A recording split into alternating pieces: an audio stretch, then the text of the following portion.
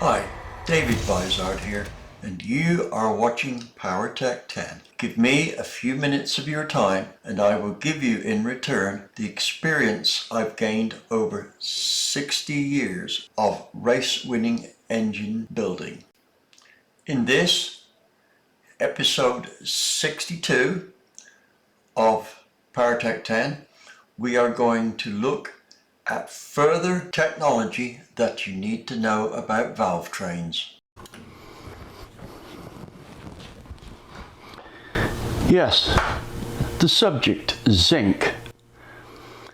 Zinc is probably one of the most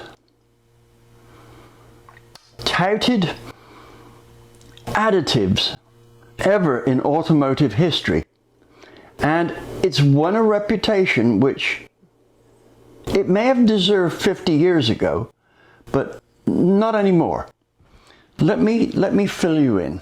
First, this product is always referred to as just zinc, or ZDDP. So what exactly is that? What we are really talking about here is a group of compounds which falls into the zinc dialkyl dithiophosphate group. There's actually 3 sorts of this, and they're activated at different temperatures. A good place to find out more about this zinc additive is to go to the Joe Gibbs Oil website. There's a link going across the bottom here, and my friend Lakespeed Jr. gives a pretty good description of what's going on with this chemical. It's quite complicated, but the truth of the matter is, it's way out of date. There are better things out there. Let me detail those now. So what might be better than our zinc additive? Oh, let me make a point here. More zinc in the oil does not mean more protection. There comes a time when if you have too much zinc in an oil, it will cause things like the lifters to craze like crazy paving on a pathway. And there's a loss of power and things like this. So zinc, the amount of zinc you put in the oil has to strike a fine balance. And it's different for every oil. There's some oils that are very well blended. You put zinc in, even a small amount, you've now degraded your oil. On the other hand, there's cheap oils which don't have any zinc. You put some zinc into that, and sure enough, they get better. But do you know how much to put in? No. Let's talk about another additive that's replaced or can replace zinc. But I have to make a disclaimer here.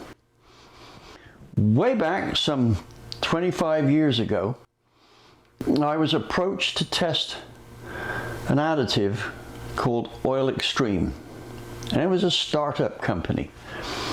And of course, it's pretty expensive to hire me for a time to do a test on an oil. It might look like you just throw it in and check it. Ah, that worked. No, I had to build an engine specially for the testing, and it had to be a loose engine, i.e. it's one which absolutely would benefit the least from an oil improvement. In other words, it had all the clearances just right for the minimum amount of friction, and at that it made the most power. Basically, it was a 2-barrel circle track engine. It had winning power capability as well. Anyway, we put a 4-barrel carb on it to make testing easier, and I tested the lubricant, right? I did a bunch of tests this way and that, and the oil came out just like the guy who wanted it tested claimed it would. Now here's the interesting thing. You won't believe how many people have come to me, oil salesmen, and said, look, I've got the oil additive, you need to test this, it'll make your career. Right? Why are they coming to me? I've already got a career that's made in journalism, right? I don't need anything. And I said, well, I've got to charge it. No, you don't understand. You need to test this. It'll do wonderful things for your reputation. And I said, I don't need any more reputation, right? If you want this tested, you pay for it. If you're so sure it's going to work, paying for it shouldn't be a a problem. Anyway, this guy came into me with Oil Extreme and wanted it tested. And I told him, I said, it's going to cost. And he said, well, okay, how much? And I said, well, I need a deposit of $12,000 and it could be a little bit more after that. Okay, and he got his check out and he wrote me a check for $12,000. Why? Because he knew that if I tested it properly, it was going to work, just like he said. Well, it did. Anyway, the point is this. It was a startup company and funds were tight. That $12,000 he used to pay the deposit was not far off what was in the bank. So I could see that what was going to happen is by the time he'd gone through and tried advertising this and all that and everything else, the company was going to go bankrupt. And you, as a potential end user, would lose a very good oil additive that is at least twice as good as ZDDP. So I invested in the company. In today's money, it's well over $25,000. Now I have to point out to you that those people, those big automotive celebrity people who advertise additives on TV, we don't have to go into names, you know who they are. They're paid to do that. They don't even test the stuff. Well, probably don't. And if they do, they don't tell you the truth. Now ask yourself this, why would I spend all that money to invest in a product which didn't work just as I'm going to tell you it works? Works damn fine. There we go. That's all you need to know. Now, how do you get this? Just go to the Oil Extreme website and order it. It's not cheap, but nothing ever is that's good. Okay, next thing on the agenda. Adjusting the lash. Now I say the lash here because it seems like a fairly inconsequential thing, but it can have a great difference. Not quite as much as one hot rod story that I read many years ago that was obviously a paid-for deal. The guy must have been bribed or stupid, one of the two. Right, and this was about a dial indicator device for setting the lash on a solid tappet cam. Well, they got on a chassis dyno with a Corvette and adjusted by hand versus adjusted by the lash adjuster, which could adjust the lash to probably better than 1/1000th if you took care of it, was 60 horsepower at the wheels. And I thought, wow, I have got to make one of these for my racing Mini. So I did.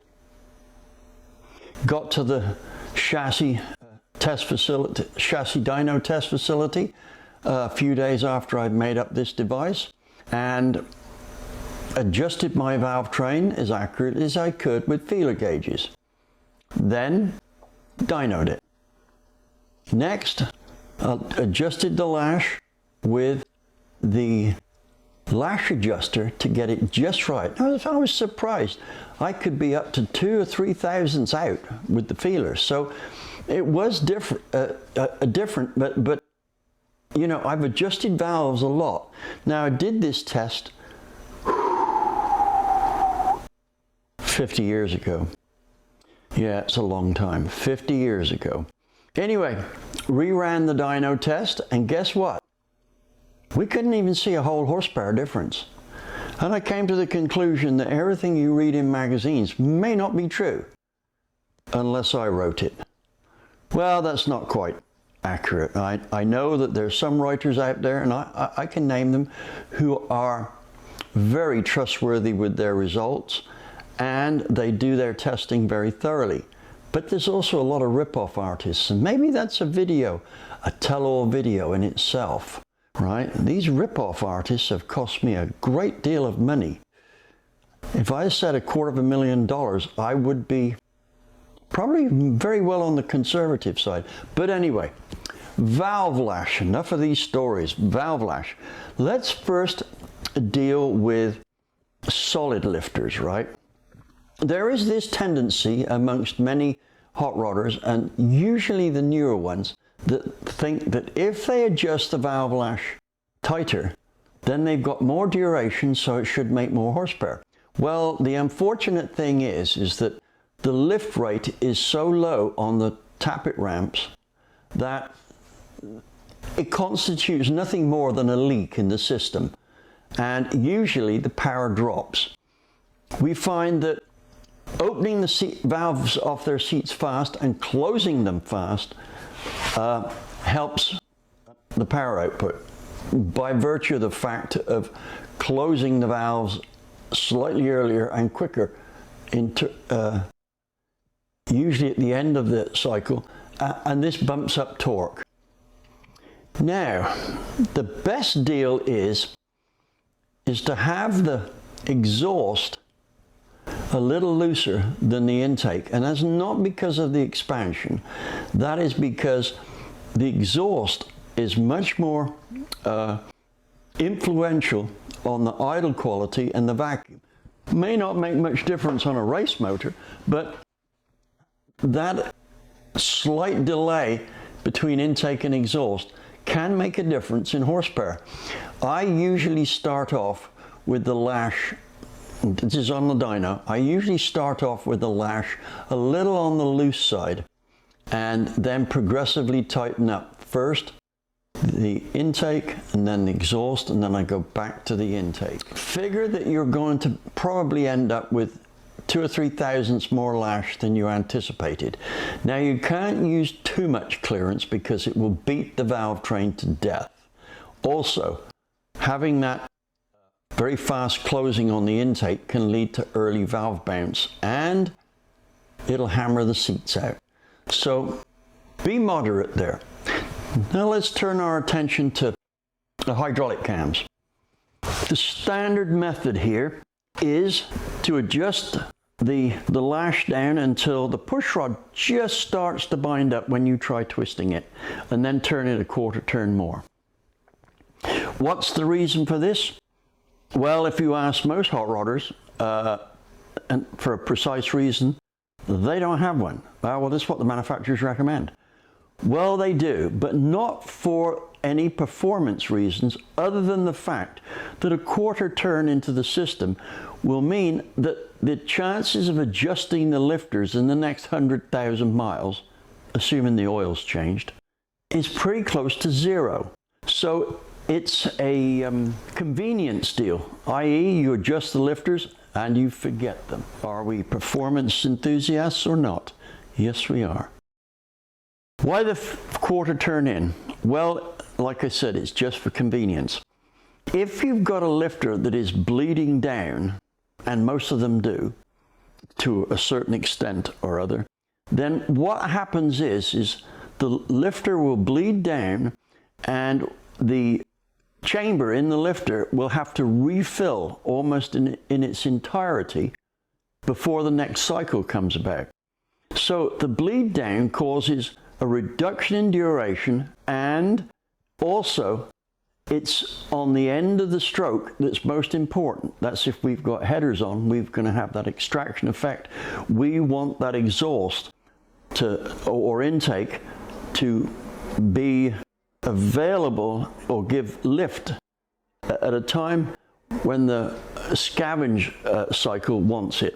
So how can we avoid that? Well, it's quite simple. Instead of adjusting it quarter of a turn down from the top, how about doing it a quarter of a turn up from the bottom? What's the advantage of this? Well, first off, it's very inconvenient adjusting it. You have to empty all the lifters first. Secondly, on the advantage side, we find that the lifter can only bleed down or collapse a short distance before it bottoms out. So that means we have full lift and pretty much most of the duration.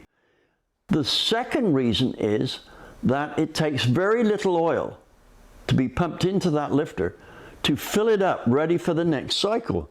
So the propensity for it to misbehave is vastly reduced. When I say vastly, I mean we can go from what will represent 100% problem, right, of collapse. And by adjusting it towards the bottom, we can reduce that 100% problem down to 5%. So makes a difference. Now, somebody's going to say, what about the pump up? Well, remember, we already went through that. The pump up is due to the spring, not the lifter, right? There is one snag. When you, well, I say one snag, there is a snag you need to take care of. When you adjust the lifters down this far, you must check that the oil comes through the system and comes out of the rockers. Sometimes the lifters don't have the oiling system functional right at the bottom of their travel. Now let's look at the limited travel hydraulic lifters. Essentially, they are lifters which are made so that there's very short amount of travel, and they emulate right out the gate what happens when you adjust a lifter all the way down, right? So that's an area you need to take care of. Now, how much difference can there be in horsepower? Well, that's a good one. Let's take a big block with its need for a high lift in the first place. It's 1.7 rocker trying to give it a high lift in the second place, and a lot of spring on there to keep the valve train under control. We can find that adjusting out the lifter so that it bottoms out rather than a quarter turn in can be as much as 15 to 20 horsepower. So we're not talking about an inconsequential amount. Of course, there's going to be somebody who's got a great set of lifters in there. They dyno it, then they adjust them to the bottom, and it makes almost no difference. Well, the fact of the matter is, you must have tight lifters, and that's good. Last point on this subject. What about those fast bleed down lifters that are supposed to give you more vacuum at idle, and then as the RPM goes up, so they stay pumped up longer and come back up to full duration? Well, the bottom line is they never get fully pumped up again. They never get to the point where they are acting as a true tight hydraulic lifter. They are always bleeding down. Sure, you get more vacuum, but you could have got that by putting in a cam and some stiff hydraulic lifters. The cam would have to be shorter. It would make more torque, it would run quieter, and it'd make more power at the top end, so long as it was chosen correctly. One of the problems with just doing a quick change of lifters to see what power difference can be had from these fast bleed down lifters is that it completely alters the timing of the cam. The bleed down happens on the closing side. So what you effectively do is it advances the timing of the cam all the way forward and cuts the area, right? So when you install that cam and time it, even if the timing figures you were given were correct, the lifters make it incorrect. My advice is, think twice before you use fast bleed down lifters. Okay, we've discussed a lot of aspects here, but let's talk about lubrication in terms of how the lifters are oiled. First off, let's deal with the flat tappet stuff, because that's the most critical. I think the thing to note there is that some of the lifters have holes drilled in them, and I've already mentioned that. But one of the ways we need to look at things is in terms of how much oil gets onto the profile of a flat tappet lifter. And there's a way of doing this that is probably better than having a lifter hole, and it works on engines that are particularly susceptible to lifter wear. Big blocks are a prime example. But let's take a look at a simple tool that Comp Cam sells that will lubricate your lifters just right. Here's the device in question. It's a lifter groover. This tool here, this is the diameter of the lifter bore. This tool sticks out slightly. You feed this in from the bottom of the block, like this. Hook this tool in here from the top and pull the lifter up. It grooves it right to the oiling hole that goes from the front to the back of the block. Now that lifter grooving tool that I've just showed you works on solid and hydraulic cams. Especially good for hydraulic cams because it's not practical to put an oil hole in the face of a hydraulic lifter, because then you'll speed up the bleed down rate and the lifter may go into a collapse mode under heavy stresses. Let's now take some roller lifters as an example here.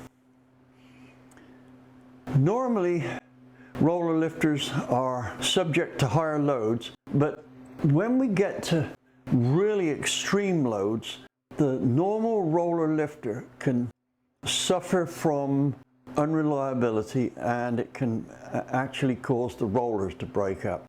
Several things you need to consider here. You need to get a roller lifter with as big a roller on it as possible to reduce side loads, and that increases the opening area as well. Not much, but it does. And you need to look into putting as big a lifter diameter as possible so that you can get that bigger roller. Now, let's consider the situation with extreme valve spring loads. And I'm talking 800, 900, even 1,000 pounds over the nose. Maybe more if it's a pro stocker. What you have to do here is you have to get the very best lifters possible. There is a trend to have plain bushings in the roller lifters. Personally, I'm not convinced that they're that much better, if any, than a good roller lifter bearing, right? I've seen both types break under extreme conditions. So just call your cam supplier and ask them what they think you should use with the profile that you may get. And that should be the best route to follow. Now, hopefully I've gone through a lot of stuff here that will help you run your valve train better. Oh, there is one thing I want to mention here. It's a myth that roller lifters can accelerate the valve faster than flat tap it. After all, they look such big square profiles, but if you check out the lift rate, it gets cut down by the fact that that cam that looks so brutishly rectangular is calmed down by the fact that it's running against a roller. Now, if we're talking about going to the limit, a flat tappet cam is capable of accelerating the valve train off the seat faster than a roller. Where it comes to its limitations is in the velocity of the lifter. Once the contact patch has hit the edge of the lifter, or close to it, that's it. That's as much velocity as will go into the rest of the valve train. On the other hand, a roller lifter is only limited in the velocity department by how much duration it has. The acceleration of a roller lifter is limited by the side pressure that it experiences. And about 28 degrees is about as much as a typical roller lifter will take. Sure, the pro stocker guys go more than that, but boy, they are running expensive valve trains. You may not want to go there.